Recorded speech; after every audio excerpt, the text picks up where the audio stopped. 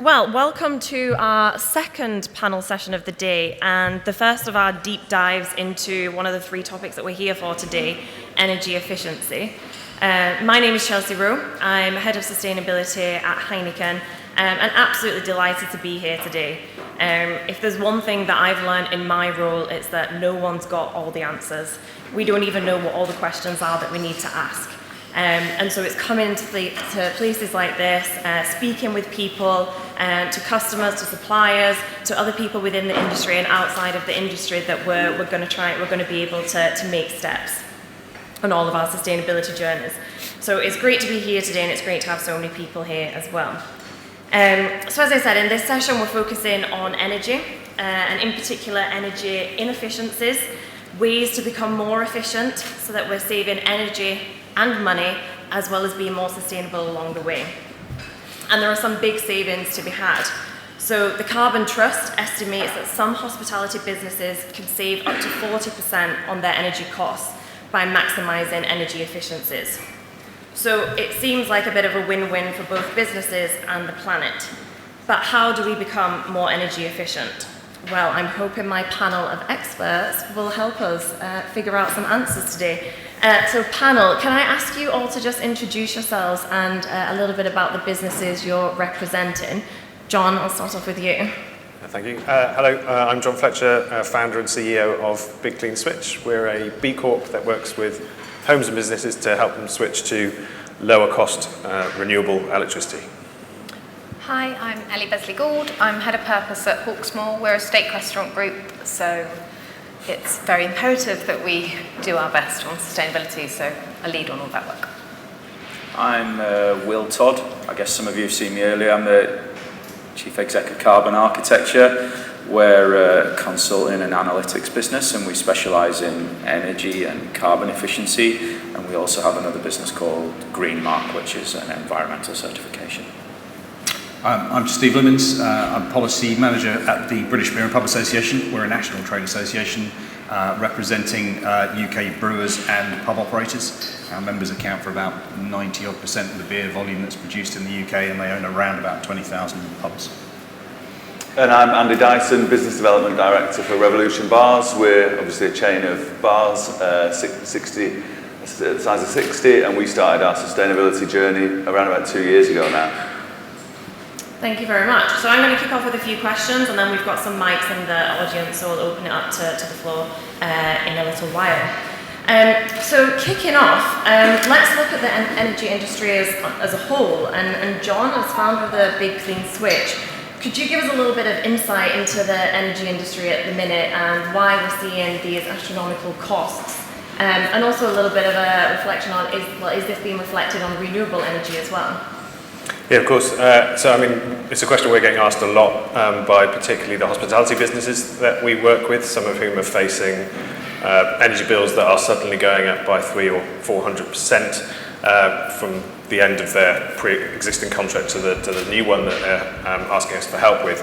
And when they ask us what's causing that, the obvious answer, and the one that gets covered a lot in the news at the moment, is the situation in Ukraine, which is putting huge pressure on global gas prices, and we are dependent on those not just for the price we pay for gas in our businesses, but also because a big chunk of the electricity that we generate here in the UK is powered by gas turbines, gas-fired turbines. It's also affecting our electricity prices. And the situation in Ukraine and the ability of Putin to use gas supplies to Europe as a political and, I guess, military tool is playing through with huge increases in the price that suppliers are paying for their power that they then sell to us. But even if you strip out all of that and look at the longer term trajectory, you will still see that over the last 2 decades, gas prices have been on the increase, much more slowly than anything we've seen recently. And what's driving that is fundamentally growing global demand for a finite resource. And if we're going to tackle that issue, then reducing our demand and shifting to alternative ways of generating power, ideally within our own shores where we're less exposed to international trade winds, is fundamentally important. You touched upon another question which is related to this, and the question we often get asked as a business that helps organisations switch to renewable electricity is, if all this is caused by gas, then why do I not avoid this problem if I switch to renewable supply?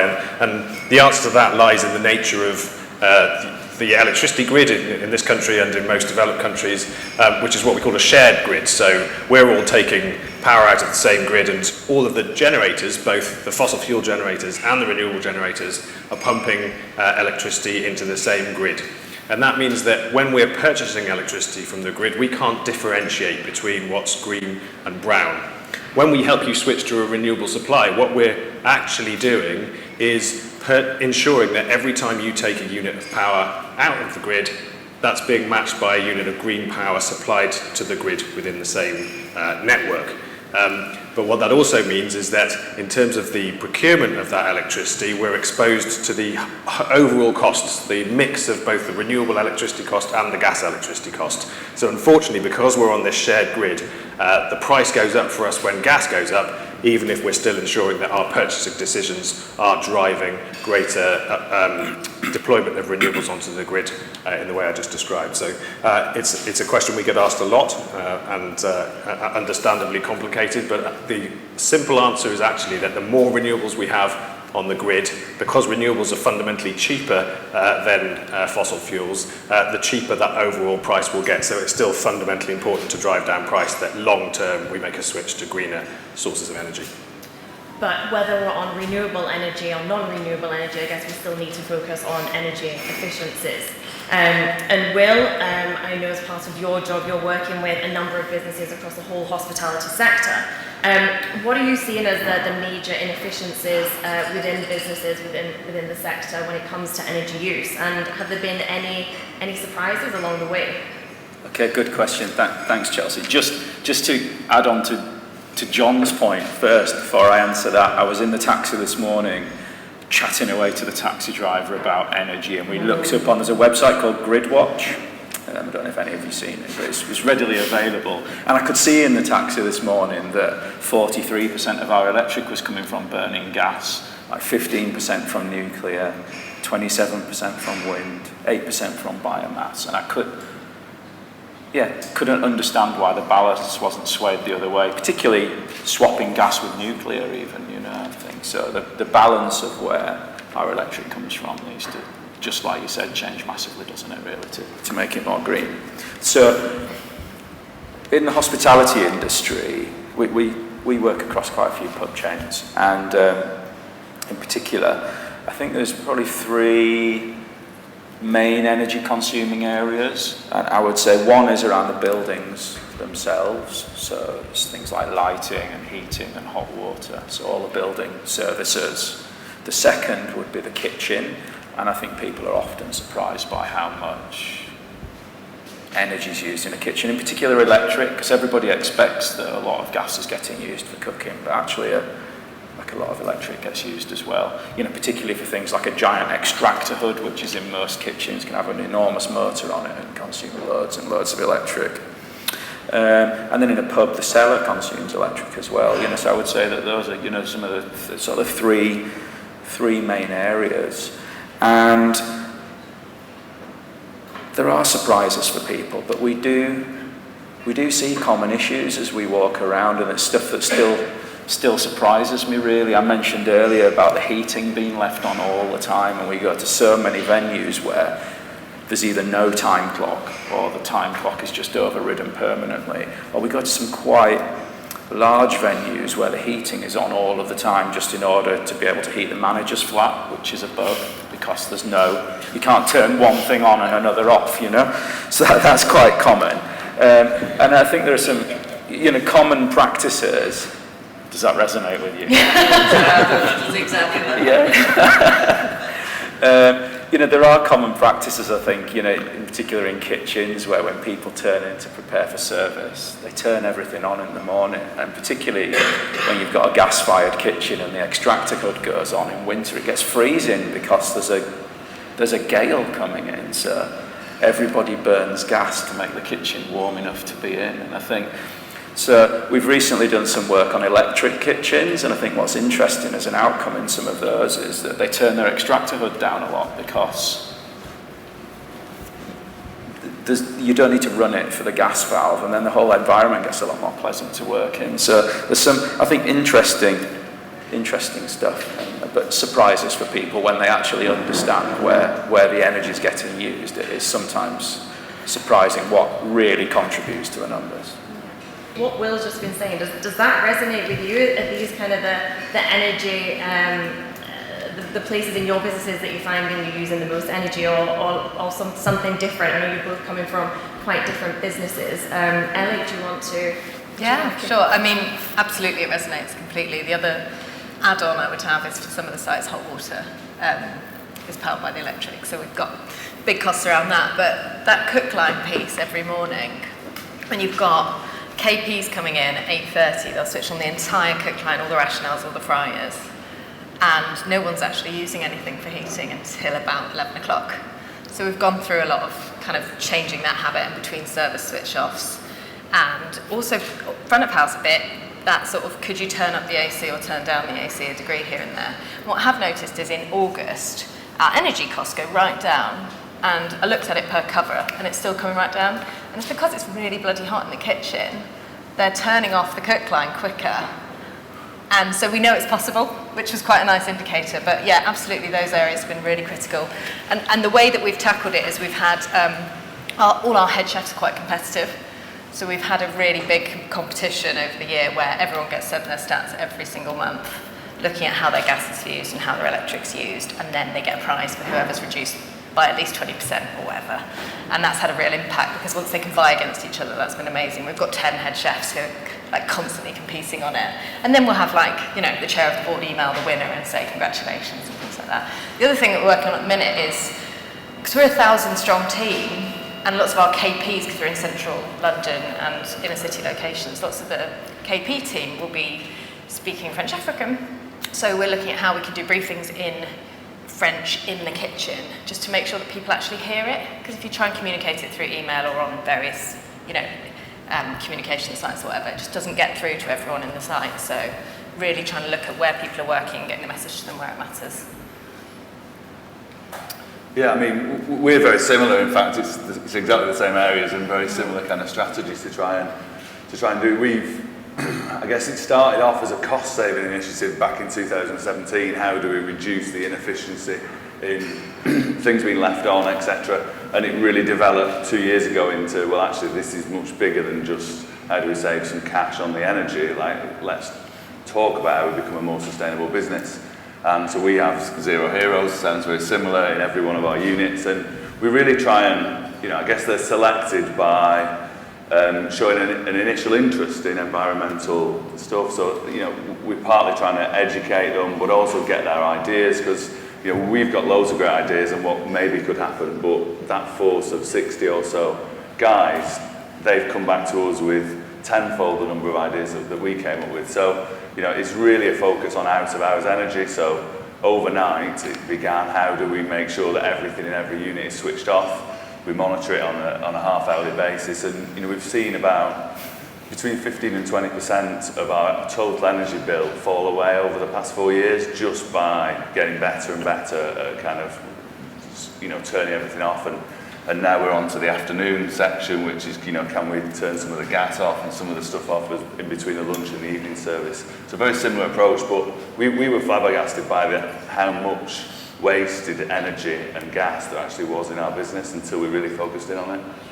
I think that half-hourly data is really critical, isn't it? Because, I was looking at some sheets the other day and I was like, Manchester's still got a base load of electric usage overnight between 2 and 5 a.m. that was quite similar to midday, and I was just like, what on earth's going on? And they're like, we have to have the heating on overnight because it's too cold when we come in the morning. I was like, tell us then, we can work out the efficiency process rather than just like heating an empty Victorian building. I really like your Zero Heroes, might be stealing that at Heineken. We spoke about it a little bit this morning, and that kind of pubs and hospitality venues are also different. Big ones, small ones, old buildings, newer buildings, some doing food, some not. Where do you start? Will, just wondering if you've got any insights to share with us on where businesses should be starting when it comes to looking at energy efficiency. I think probably the first thing to do is to try in the best way that you can understand where your impacts are and where your hotspots are, because I think that does vary business to business, the contribution made by different parts of the building and different parts of the process. And I think in businesses there are always people who are keen to make an impact and do the right thing, but I think it's really easy to get carried away doing the right thing that has very little impact if you're not careful. So I think the place to start is understanding probably what are your impacts. I think what Ellie mentions is really important. So, in terms of putting in place like foundations, so being able to measure on an ongoing basis, so like have some KPIs. There are a lot of measurements, some basic KPIs. Having things like basic policies and procedures, and working out what you need to impact before you just let everybody get carried away with it. I would add to that though, we've got a bit of a combination effect that we do, which is like low impact, really high visibility, which is what all of our green team want to do. It's getting rid of paper, it's getting rid of till receipts, and it has almost no impact on the stuff we're trying to do, but it matters so much to their day to day. So it's really critical that we do those projects to get them bought in, and because it shows that we care about that stuff and it sends a message. And then we do the really, really invisible, really high impact stuff like switching to green energy, like the energy efficiency projects, and sort of combining those, I think, has been quite helpful. I don't know if you do the same, Andy, with paper. Yes, we're very similar trying to get to the paperless office, but in terms of your carbon footprint, it has virtually no impact, does it? I think the other bit is I think if you do the front end work, which is produces some savings for your business, it can afford you to do some of the more glamorous stuff later on, So, we're looking at electrifying kitchens and all that kind of stuff now, but it's, it's all quite expensive work, whereas there's some almost free or something that helps you get some investment into some of those projects at the early stage by finding some efficiencies. And Steve? Sorry. Can I just add in on the measurement piece, because over and over again we keep sort of saying that understanding your footprint is really important, and sometimes measurement can seem really daunting. In many cases it isn't. You were talking about half-hourly data. Actually, that is where your energy supplier is doing the measurement for you. And you own that data, your consumption data. You can phone up your supplier and ask them to send it to you, and they have to send it to you. And that's just a spreadsheet that tells you when you're using your energy across every day of every week of every year, which can give you great insight straight away. You don't need to a master's degree to understand it. It's just it's all there in base. It's relatively simple to understand. So don't be daunted by the idea of measurement. It's just about understanding where your energy is being used in order that you can then take informed action. So sometimes I think we can all sound a bit technical and daunting sitting here talking about measurement and impact and things, but actually it's just about some common sense measures in terms of understanding where you can have the greatest effects, and don't be put off by it. And Steve, I just wanted to pick up with you on I guess the industry as a whole and measuring the impact. We've been working on the net zero roadmap for the whole industry. How have you found it in interacting with people on measuring and where to start? It's an interesting one. I think as you say, I think it's daunting for many people, and in reality, a lot of what is coming down the line, particularly around net zero, we're talking about very challenging ambitions and targets. 2050 government target is actually not that far away, although it feels that way. Industry itself has been a little bit more proactive in as much as developing ambitions that come ahead of those 2050 targets. So I think the measurement part for me at the moment is the most important part of all of this, because without that knowledge and understanding, without that insight, you can't then make those decisions about where best to put your efforts to decarbonise, to become more energy efficient, to become more efficient in your operations. So it's a really, really important thing, and I think that the call to arms that we as a trade body have been putting out at this point is just fundamentally understand where you are.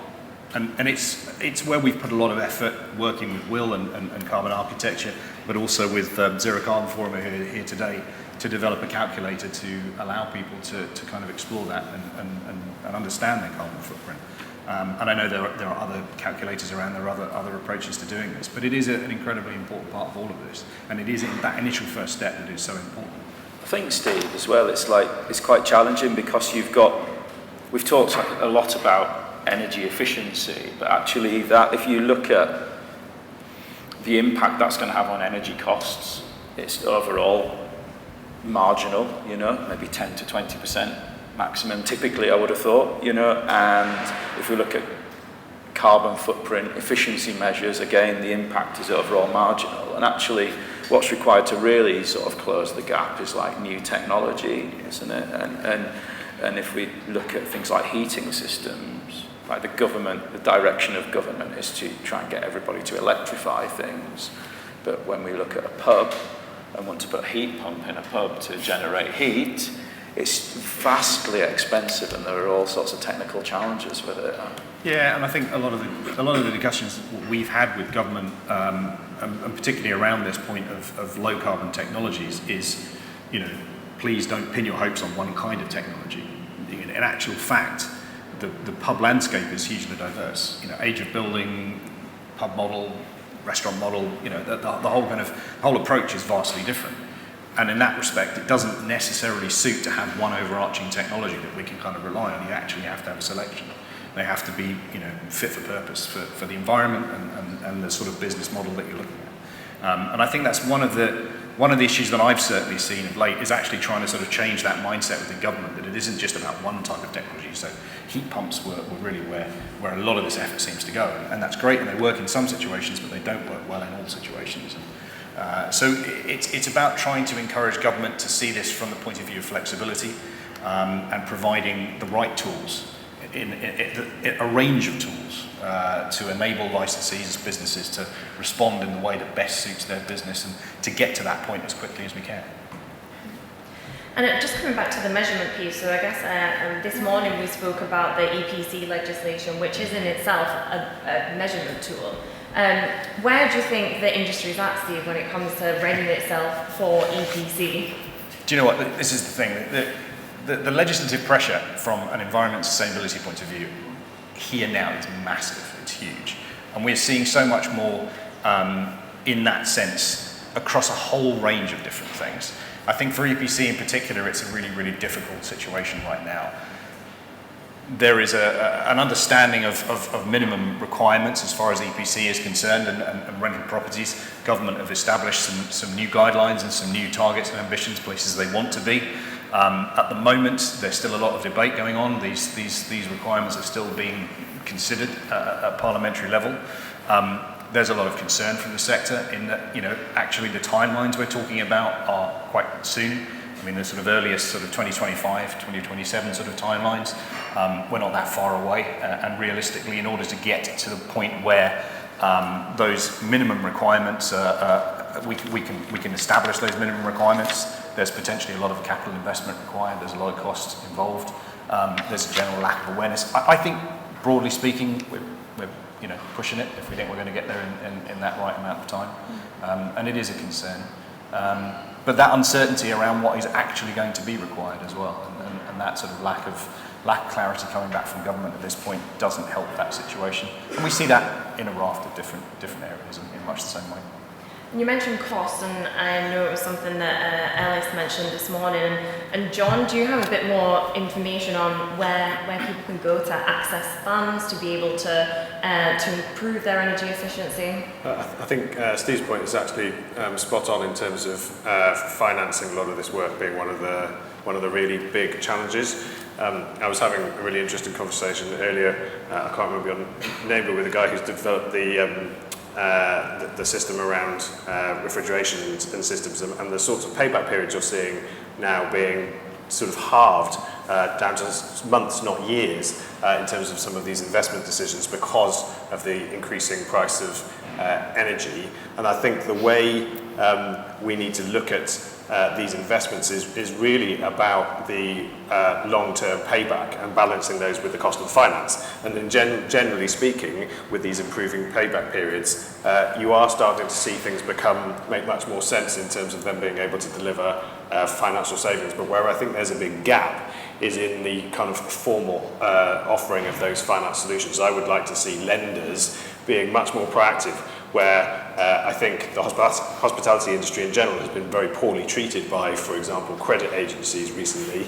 I would like to see much more work going in to say, well, we're going to give you a low-cost loan because you can demonstrate to me that it's going to have a payback period that is going to lower your costs and therefore lower your risk, credit risk. It just makes complete sense. And I think that whole area around the financing of these measures is really, really important and probably not there. And the other thing I just wanted to say in terms of that long-term trajectory is the other thing that's really missing at the moment, to your point about needing to understand the measures that go together, is the skills. We do a lot of work in terms of EPC improvements in the domestic setting, and the enormous problem we face there is just that there is such high demand for this stuff and such poor understanding of the measures that right through from initial assessments through to getting the work done and installed and assured, there just isn't sufficient people there to deliver the work. And I think that's the other thing that really needs to be addressed over the next sort of, very, very urgently. If I can just add to that as well, just briefly, because I do agree, and I think it's a good point to raise. The energy market as a whole is a mess when it comes to pubs at the moment. And I think this point about risk is a really important one, because we're seeing so many more companies, energy suppliers to the market, refusing to renew energy contracts, refusing to supply energy to the hospitality sector, because they see us as a very high-risk sector, which I think in a lot of ways is a situation that is made up of their own making rather than ours. And trying to address that at a political level is actually quite difficult. But it does have such a massive impact, and for instance, your point there on investment, and trying to secure loans to invest in the things you need to do to get to those points, it's becoming almost impossible for operators to work in that sector now. I'm conscious of time. I've got a few more questions here, but keen to hear from the floor. If anyone's got a question, pop your hand up and we'll get a mic to you. I run a wet pub. I think quite a lot of our energy goes in the cellar because it always seems to be boiling hot outside my office, where all the cellar coolers are pumping out all the heat, and they have to be on 24/7 according to the technicians. So I was wondering, firstly, is there a way to not have them on 24/7, or also is there a way to reuse that heat that's being wasted outside my office door and somehow move it into the pub in the winter to warm people up? I think you might want to go and see Technic 2 at the stand, but also anyone else want to... I would say the same. I mean, we've looked at cellar technology. I'm not here specifically to say Heineken's technology, but also Technic 2. We've got some trials going on with those guys, and certainly in terms of payback, the cellar technology seems to be, from our understanding so far, just about the best thing after LED lighting that you could invest in. We're seeing something like about an 8-month payback on the equipment that we put in, so it is definitely something worth looking at. I think there are like a number of options as well. Split cellar coolers are quite common now, where the heat's discharged outside, not inside the building, and there are options also available that have been around for quite a long time. Well, I'm not sure how well they return on investment, where you can recover that heat into hot water, for example. So I think there are a lot of options available, but maybe what's more difficult sometimes is understanding whether you're really getting a return on your investment or not. Good. Now, to avoid eating into lunch any further, I'm going to wrap up, but first I'd like to hear from each of you if there's one piece of advice that people can take to help their businesses become more energy efficient, what would it be? Andy, I'm going to start off with you. I mean, I think measure's been talked about enough, so that's kind of the obvious one, but that is the starting point. And then I would say really it's engagement with the team. I think trying to do this yourself is really challenging. I think, certainly for us, we employ a lot of students, and, generally Gen Z are much more attuned to this than necessarily some of us were at the start of this journey. And I think there'll be a wealth of experience and enthusiasm within your team. It was certainly one of the easiest sells we've ever had into our teams was starting talking about sustainability and becoming a greener business. So I would say engagement. Great. Steve? Yeah, it's difficult because my call to arms would be measure. I do think, I would say don't be afraid of it. Don't be afraid of the data. The fact is that the understanding comes from the information. And in reality, I don't think it needs to be too complicated. and too deep, it is a fairly sort of fundamental thing to do. But absolutely understand where you're coming from, because without that, you really can't progress on and understand where those best savings can be made with respect to cost and available technology and that return on investment that is necessary. And at this point in time, return on investment is so key, given the financial pressure that pub businesses are under. Will, other than measurement? Well, not measurement, but generally use less. And I think time and time again we see opportunities just through changing operational practice to use a significantly lower amount of energy. So that, for me, is place number one. Ellie? Apart from measuring and engagement, I'd say make it relevant to the people who are going to have to do the change, whatever that might look like for them, rather than just assuming that they'll get the back piece on why you're saving the planet with your energy reduction costs. Thank you. And John, whilst we've got you here, any further insights you can share with us on energy prices to come in the coming months? None that will make anyone very happy, I think. Just in the last couple of days, we've seen more giant hikes because of the pressure that Russia's putting on the undersea pipeline to Germany, and the forecasts are for very high prices for at least the next 18 months or so. And long term, the trajectory, as I said, was still upwards. So I think the days where we had what we probably didn't appreciate at the time were very low energy costs are over. I suppose if I took a really high level kind of environmental perspective, that's not a bad thing in terms of ushering us faster towards doing some of the things we need to in terms of energy efficiency. But I guess if I had one thing to add to measure it, would be, because of those long-term energy costs, think about this as a long-term project.